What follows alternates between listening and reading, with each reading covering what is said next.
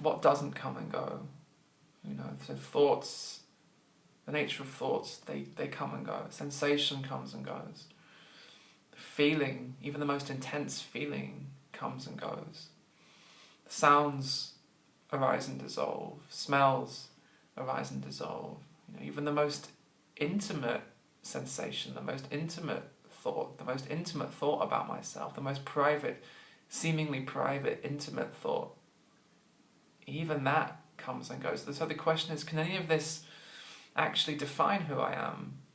If all of this comes and goes, what actually defines who I am? What am I made of? Am I made of thoughts? This becomes the investigation. Am I made of thoughts? Well, thoughts seem to come and go. So if I was made of thoughts, if that thoughts were my substance, if I was constructed of thoughts, if all I was thoughts, then when thought wasn't there, I wouldn't be there. So who I truly am can't come and go. Who I truly am doesn't come and go. Who I truly am must even be there in deep dreamless sleep. Even in deep dreamless sleep, when there's no story of me, there's no illusion of me. Even in deep dreamless sleep, when there's no thinking. Who I am, who I truly am, beyond my story about who I am, who I truly am must still be there. Just in the same way that the movie screen is always present, no matter what movie is projected onto the screen. It could be a horror movie, a romance, a comedy. The screen is always present. And even when there's no movie being projected onto the screen is still there. So who you really are is like this ever-present movie screen, which doesn't come and go. It's ever-present, it doesn't come and go. And everyone has a sense of this. Every human being has a sense of this, no matter where they live, their race, their religion, their colour, their creed, their background, level of education, age, whatever. Every human being, this is common to every human being, this basic sense of being, this basic sense of being, of existing. Every human being can say, I am. And this is actually where language doesn't really cut it. Language doesn't really work, because this sense of being, this sense of existing, it comes before language. It comes before even I can say I am or I am not. Before even that, there's this sense of being. It's common to all human beings, all beings, animals, dinosaurs, all beings. There's this sense of existing, this sense of being, before it becomes being this or being that, before it becomes being human, being animal, before it becomes I am this, I am that, before your name, I am Jeff, I am Mark, I am Julie, I am Susan. It's this sense of being it's ageless. Just look back into your own life. It was there. Even when you were a young child, you were 2 years old, there was this sense of being alive, this sense of being here, no matter where you were. So it doesn't even have a location. Being here. So it's not being here as opposed to being there. There isn't more being in a certain location. It can seem that way, but there isn't more being in a certain location. So it's being here, wherever you are, wherever the surroundings, the scenery in the movie, you could say, that changes. But there's always this basic sense of being here, being present. So that sense of being, it doesn't say I'm 2 years old or 10 years old or 50 years old or 90 years old. It doesn't seem to have an age. Being itself doesn't have an age. That's why, a lot of people that I speak to who are, in maybe their 70s, their 80s, their 90s sometimes, they say to me, it's strange, I don't feel At my core, I don't feel any different to how I felt when I was 20 years old, 10 years old. And what they're trying to point back to is this basic sense of being that doesn't have it doesn't age. The body seems to age, and what you are, it doesn't age. You know, the roles change, so it might be I am a doctor, I am a lawyer, I am a singer, I am a musician, I am a politician. But even when that changes, even when the roles change, and you lose your job or you change jobs, you change roles, there's something here that doesn't change. So this is really where the question, who am I, is beginning to point us. Who I really am is ever present, it doesn't change. So thoughts come and go, sensations come and go, feelings come and go.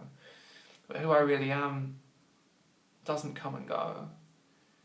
So then the question, who am I, is the same as the question, what doesn't come and go? The question, who am I, at the very core of my being? Who am I before thoughts, before stories, before concepts, before feelings? Who am I? Is the same question as what doesn't come and go. So thoughts come and go, so they can't truly define me, they can't truly be who I am. Obviously, this isn't about getting rid of thoughts, you see. Who I am doesn't need to get rid of thoughts. Obviously, thoughts are allowed, deeply allowed, in who I am. Deeply allowed in who I am. And I talk a lot about the deepest acceptance, and I've made some videos about the deepest acceptance, and I've written a book about it. So this is the meaning of acceptance in the deeper sense. Thoughts are obviously deeply allowed. All thoughts are deeply allowed in what I am. There's enough space in what I am for all thoughts, but thoughts can't truly define me. They can't define who I am. Same thing with sensation. All sensations are allowed to come and go in who I am, deeply allowed to come and go in who I am. But who I am is not made of sensation. Who I am can't be defined by sensation. Feelings, all kinds of feelings come and go, but who I am on the deepest level is not feelings, can't be defined by feelings, although all feelings are deeply welcome in what I am. They're deeply allowed in what I am. So this is what I mean when I talk about the ocean of who you are. It's a metaphor, it's a lovely metaphor. It's important not to take these metaphors literally.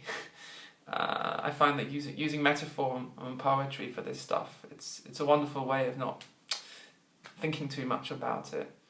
Because thought so desperately wants to work this out. You know, it's trying to resolve this. Am I not this? Am I this? Am I not this? I'm absolute, relative, and no one, someone, and it gets such paradoxes. It becomes so confused. So this is what I mean when I talk about the ocean of who you are. This ever present ocean. You know, and we can use all kinds of words. We can use the word consciousness, awareness, presence, being. You could use the word God. All these words have been so misunderstood over the years and misused. Because we go into our concepts of them. But really all these words are beautiful pointers. If we see them as pointers, they're pointing back to this vast, ever-present, boundless capacity that we are. In our essence, this boundless capacity for all of life. In this ever-present capacity for thoughts, sensations, feelings, they are all deeply allowed to come and go in who I am. And who I am on that deepest level, who I am is who you are. Who I am as consciousness is who you are as consciousness. And that recognition is love. It's not one thing, me, loving another thing, you. It's not one thing, me, loving something separate from me called you. That story is allowed to appear, but actually, you know, knowing myself as this vast, open, really unspeakable mystery is knowing you as that as well, because what I am as the mystery is what you are as the mystery. So there's not two mysteries.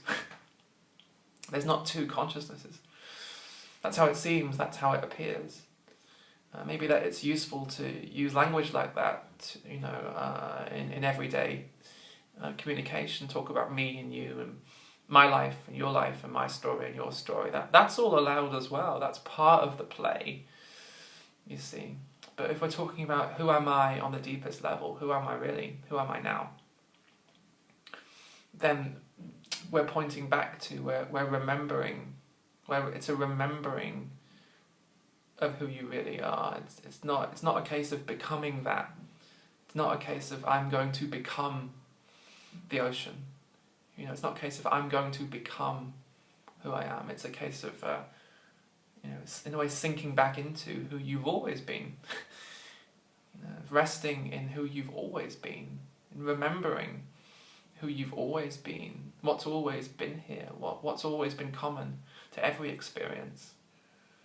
What has been there throughout every experience. You look back into your life, all the bliss and the joy and the pain and the grief and the confusion and the seeking, and what's been common. What's been common to all of those experiences? What's been there throughout all of those experiences? What's been allowing all of those experiences to come and go? Even the experiences when you felt that you couldn't allow, those experiences where life it became too much and you felt as though you couldn't allow the moment.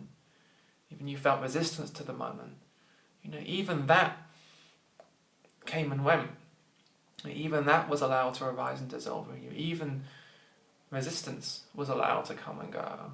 Even not allowing the moment was allowed to come and go in the moment. That's how vast you are. That's how, unconditional you are in your essence. It's not about trying to become an unconditionally loving person. It's not about trying to become who you are. That's really the whole human journey. That's what I call the seeking, is, we forget who we really are as this ever-present vastness, this consciousness, this awareness. And in a million different ways we go out and we try to seek it. It's like a wave in the ocean, to use the metaphor in a slightly different way. It's like the wave in the ocean, forgetting that it is the ocean already, and going out and looking for the ocean, trying to become the ocean, trying to find the ocean, asking where is the ocean, who can teach me the ocean, who can give me the ocean. And all the while what we were seeking was this vast open space that's always been here. It's always been here.